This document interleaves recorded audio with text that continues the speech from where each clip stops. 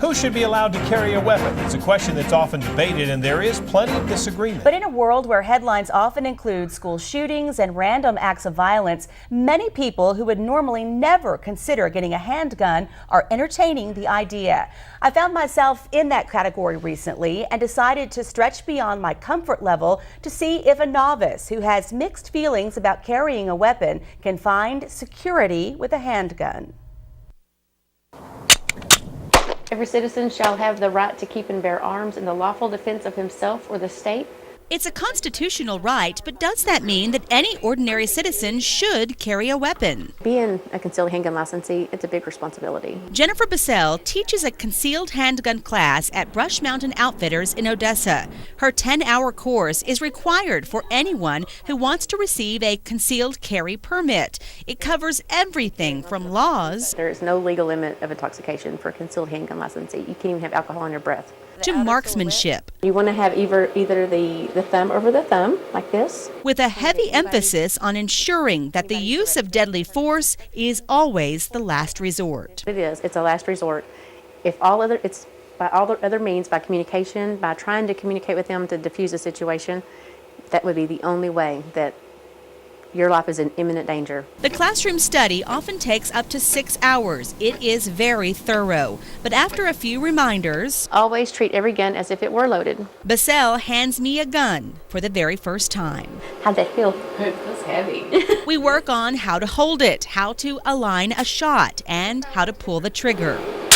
And then it's time to step outside onto the gun range and see if someone like me can do this. Are you scared? No, I'm not scared. Good.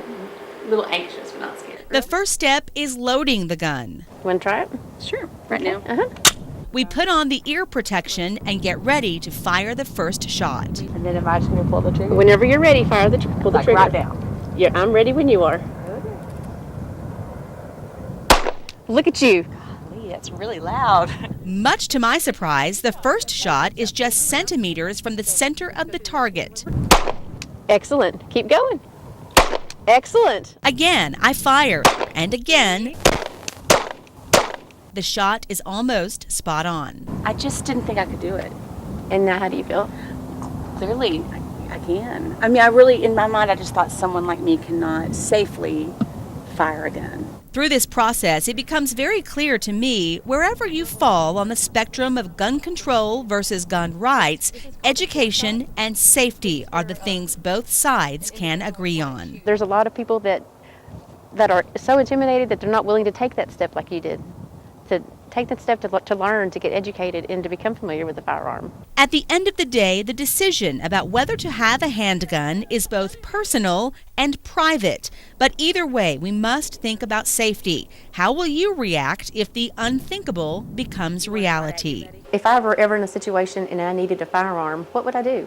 It's training yourself into making a plan with everything. You want to make a plan. Guns or not. According to factcheck.org, the United States has the highest rate of gun ownership in the world, and it has the highest rate of homicides among advanced countries. But gun crime has been declining in the U.S. even as gun ownership increases.